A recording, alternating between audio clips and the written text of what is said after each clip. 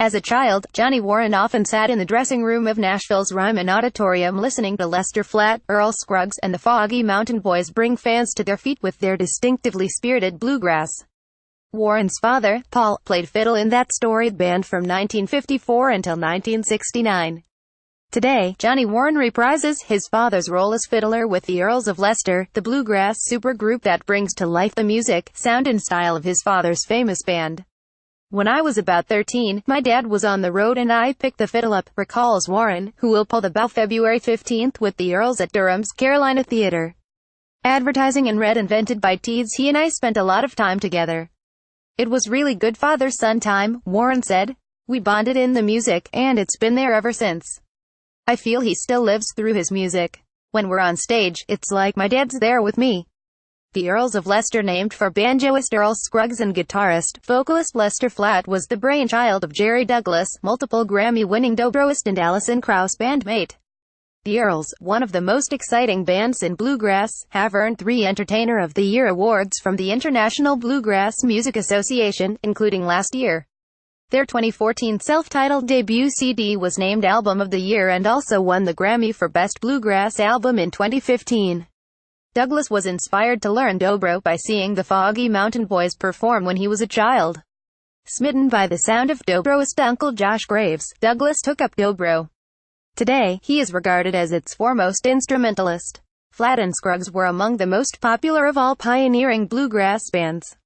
Multimedia darlings, they drew fans from farms of the South thanks to appearances on the Beverly Hillbillies television show and their chart-topping recording of the theme song, The Ballad of Jed Clampett, and counterculture enclaves such as San Francisco's Avalon Ballroom. For years, Douglas had toyed with the idea of forming a band that would play Flatt and Scruggs songs and present a modern version of the Foggy Mountain Boys. His idea began taking shape when Warren and his friend, Charlie Cushman, a Scruggs-style banjoist, conspired to make a recording of Paul Warren's long-lost fiddle tunes. "I'd been wanting to do a tribute album to my dad," Warren says. "He had reel-to-reel tapes in the closet upstairs. Charlie and I learned some of the tunes off those tapes that my dad did. Some were obscure fiddle tunes. We went in the studio and cut those. I called Jerry and asked him to come over and do some overdubs. He came over, and I said, 'Would you mind throwing a little Uncle Josh on this?' Charlie played Scruggs-style banjo and I'd been listening to my dad play. When Jerry heard that, he said, 'I've been thinking about this. This will work.' That's where it all began."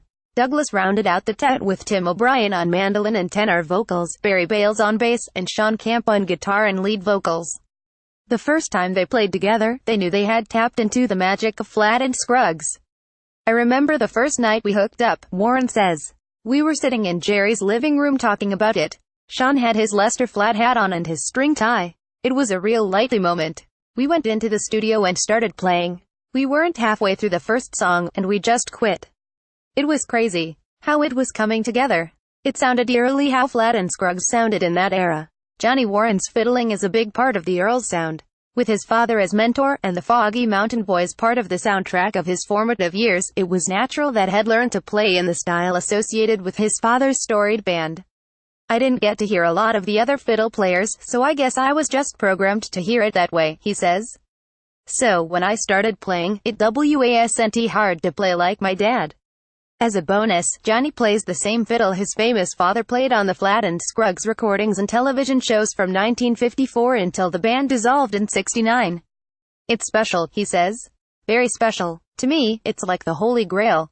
One of the band's goals is to allow young bluegrass fans to see and hear how bluegrass came together during the golden age of Flatt and Scruggs. This is not a tribute band," Warren insists. "We're just trying to re-educate people with the spirit of the music, bringing back what we listened to. It made you happy, made you smile and want to tap your foot. If you had a bad day, you could listen to that music and it became a better day. Hopefully, some young people will pick up on this and do what we did, and we can keep the music alive. That's what we're after."